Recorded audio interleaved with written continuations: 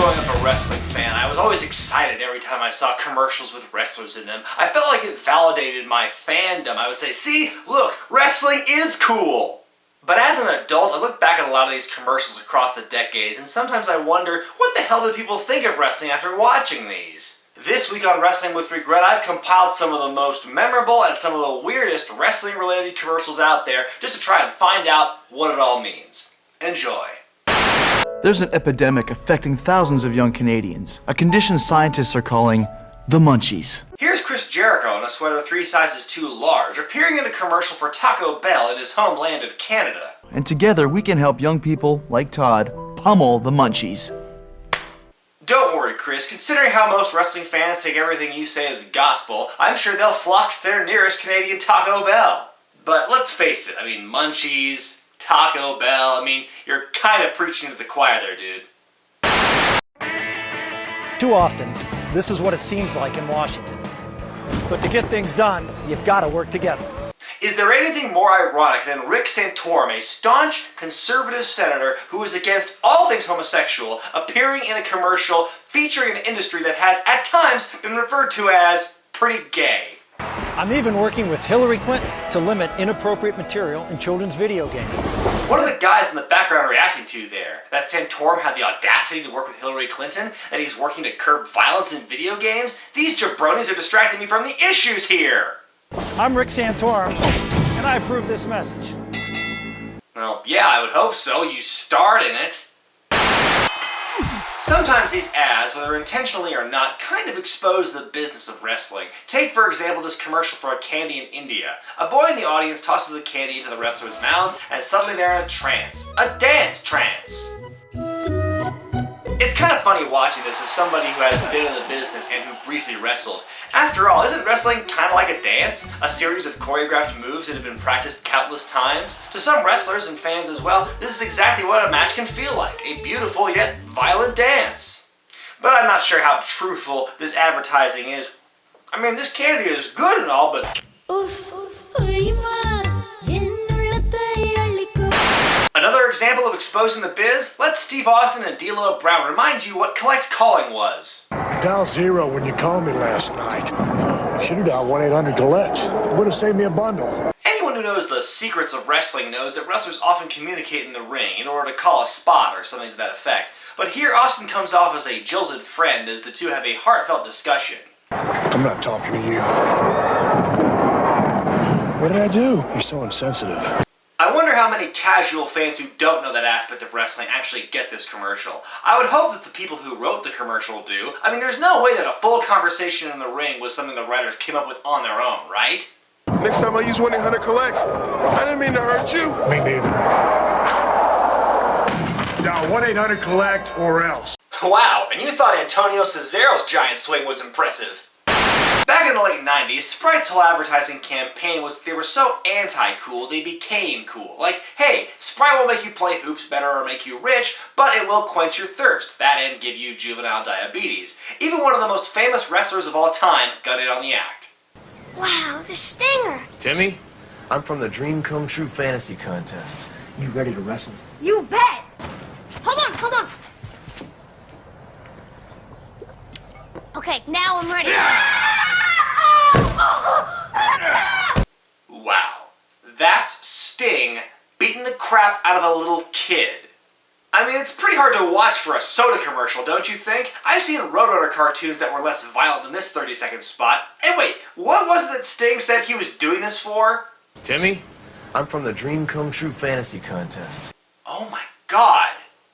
Is Sting beating up a terminally ill child? I know he says it's a contest, so presumably anyone could enter, but to me the phrase dream come true is awfully evocative of the Make-A-Wish Foundation, in which they give children with serious illnesses their dying wish. Is that what's happening here? And look at how excited the parents are to see their little child get mercilessly beaten by the weird guy in the crow makeup. It looks so real. Yeah! Don't count on Sprite to do anything but quench your thirst. Wanna go 2 out of 3? So there you have it, Sting pummeling a sick child into an earlier grave, and the kid's parents still love him for it. Why has Sting never worked out as a heel? Don't ask me why, but for some reason, wrestlers and cars have always gone well together. Whether you got George Steele and the Iron Sheik selling you Toyotas, Oh, what a feeling! Unbeatable freedom. Or Dusty Rhodes screaming at innocent viewers. Stuyvesant Rhodes, #1 in Florida, #1 in your heart, and #1 in custom vans, trucks, cars, motorcycles, BB guns, whatever it is, Jack, we're #1 in it. Wrestlers hawking cars has just been the thing to do. What I'm about to show you isn't the funniest or the loudest of these, but it damn sure is the strangest. It's the Dingo Warrior! Sent by my Legion of Warriors to set Joe Green free. Let's boogie! No, come on. How can I ever repay you? With the new car. Now you may be asking yourself, Brian, just what is so weird about the Ultimate Warrior selling cars back when he was working at World Class Championship Wrestling? Well, first of all, look at him. He's speaking in calm tones. He's not bouncing off the walls. He's holding a snail for some reason. Warrior did a whole bunch of spots for Westway Ford as the Dingo Warrior, and he's perfectly normal looking. Well, about as normal as a hulked up face paint wearing behemoth can get. Those aren't Ultimate Warrior car commercials. This is an Ultimate Warrior car commercial. As I stand tall on the tallest mountain in the desert, the warriors and the gods know one thing is true. You need to buy a Kia Sorento. Only in the darkest reaches of your mind can you comprehend a transport that boasts seating for 7 and has a backup camera. And as the gas tank runs lower in your life and in your universe, you realize that you cannot run and you cannot hide from a vehicle that boasts 32 miles per gallon highway. Be one with the automobile gods and fulfill your destiny. Hey, how can I get muscles like you guys? Oh my god, I did not see that coming.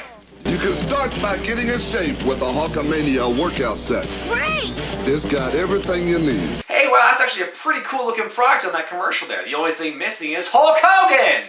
Yeah, do you notice something a little off with this commercial? It's Hogan's workout set, but you don't see him anywhere. It's Paul Orndorff who's been reduced to shilling someone else's merchandise. No wonder he turned on the Hulkster. Okay, moving on. Let's find a commercial with Hulk Hogan actually in it. Sunday, Monday, Tuesday, Wednesday, Thursday, Thursday, Friday, Saturday, Sunday comes again. So yeah, sometimes American celebrities appear in Japanese commercials, and well, this is one of them. I think this is a commercial for an air conditioner, but what exactly am I watching here? Is Hogan in heaven? Is he dead? Why is he sleeping next to this baby? Is the baby also dead? Do they manufacture these air conditioners in heaven or something? And when did Japan get 2 Thursdays? Sunday, Monday, Tuesday, Wednesday, Thursday, Thursday, Friday, Saturday. Okay, we have time for one more commercial in this review. Is there anything recent starring Hulk Hogan?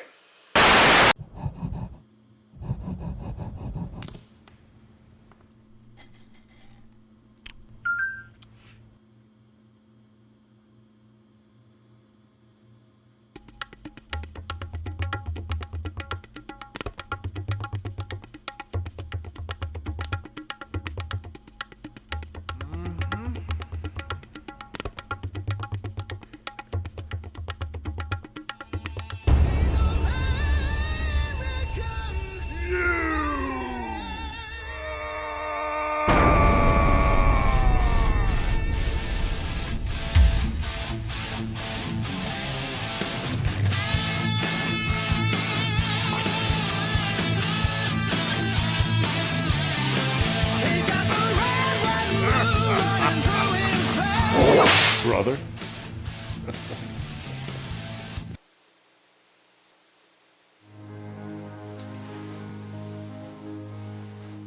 Why was the Hulk Hogan look-alike working on a coloring book? Is he Hostomania's only employee? Why is he so wasteful with crayons? What's the upside-down man supposed to represent? Why was he eating the crayon? What does the crayon represent? Why is he upside down? Has he done this before? The old man took it surprisingly well. Why would they make a commercial longer than 30 seconds but shorter than 60? Where did the Hogan look-alike walk off to? Did he transform into the real Hogan? Where did they find a crane with a wrecking ball? When did Hogan have time to pull down his pants? How is a pantsless Hogan giving the big boot to an upside-down man supposed to sell your business? Why is Hulk Hogan hosting websites?